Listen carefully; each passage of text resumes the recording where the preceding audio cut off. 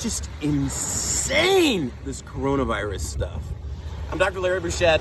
I'm an ER doctor and hospitalist. I've done that for over 10 years. And I'm going to talk to you in this video to answer the question, should the average American be worried about the coronavirus? We're going to talk a little bit about public health. We're going to talk about what's driving this insanity right now. Look at this. I'm at the Super Bowl, okay? I'm in Miami. I'm taking a break from the fun. It's fun. I'm going to Guns N' Roses tonight. It's going to be so much fun to talk to you about this. And this just is making me crazy, all of the stuff that I'm seeing. And I think the average doctor who's on the front line, who when Ebola happened years ago, and people saw all of this news about the world's gonna end from Ebola. People start coming in to the ER when they got a fever and they're like, I think I have Ebola. And I was like, okay, take it seriously. Okay, did you go to West Africa? Have you gone to a place that was infected with Ebola? Do you have contact with somebody who had Ebola? No, I just have a fever. I'm like, you're okay. Where'd you get the idea you had Ebola? Well, I've been watching the news. It's the same thing now. I am sure. Sorry for the helicopters. There's a blimp. There's a blimp back there somewhere. There's the blimp.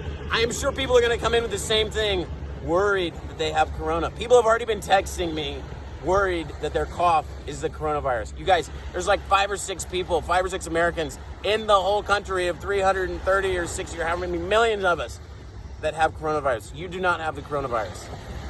When would you get worried? If you've gone to that place in China, number one. Number two, if you have contact with anybody that's had it. Those are the people that need to take it seriously, get screened, get quarantined, whatever. Everything else is not the coronavirus. Ugh. Talk about the public health stuff in a minute. What's driving this? Stock market went down. Oh my God. Some Harvard public health guy said that the coronavirus is just like HIV. Oh my God. Like, it's just so obvious to me that that plays right into fear. The fear that this virus is going to end the world, the apocalypse, our survival.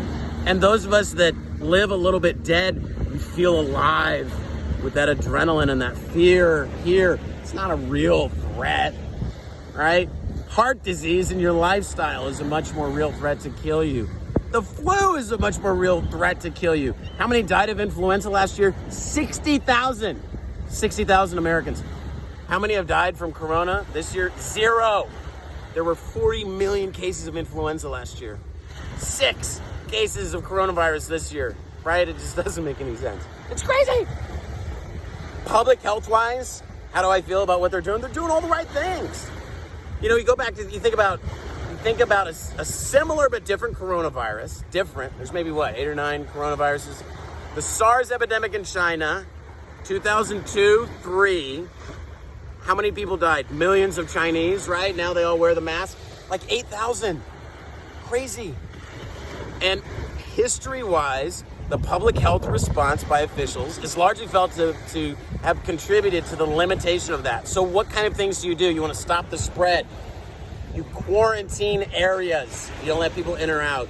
When people get it, you isolate them and you keep them from passing it on. Although this thing is largely animal to human. Animal to human. Are animals getting on planes and coming to the U.S.? No, people are. There is people to people documented transmission.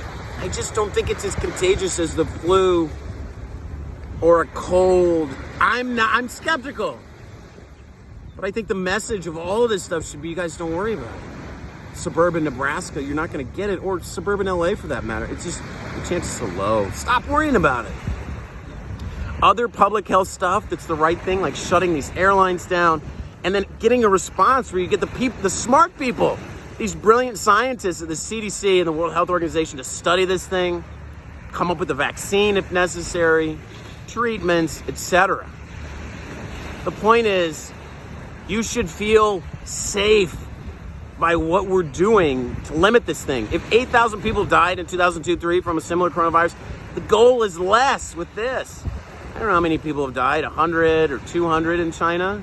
So the goal is, to limit that, to prevent this thing from going everywhere and not to buy into the fear and the hysteria and the crazy. CDC came out and said, Americans, there's no reason. You like the blimp? There's that blimp again. Americans, there's no reason to get a mask, even though they're selling out all over the country. CDC is like, don't worry about it. The CDC said that. Those guys are the conservative public health guys. Look it up. You're not going to see that article blow up in the media because it's not driven by fear. It makes people feel safe. And that's not clickbait. So this message is to say, for the average American, you should feel safe right now because it's not in America and because our officials and the world officials are doing what they can to limit it. What was that Brad Pitt movie where viruses killed off the world? It's not going to be this one. I think the chances are individually we're going to die of heart disease from lifestyle.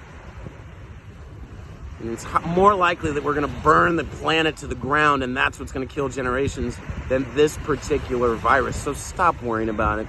You really worried about your health? Eat some vegetables during the Super Bowl. Go Chiefs! I'm done with this rant.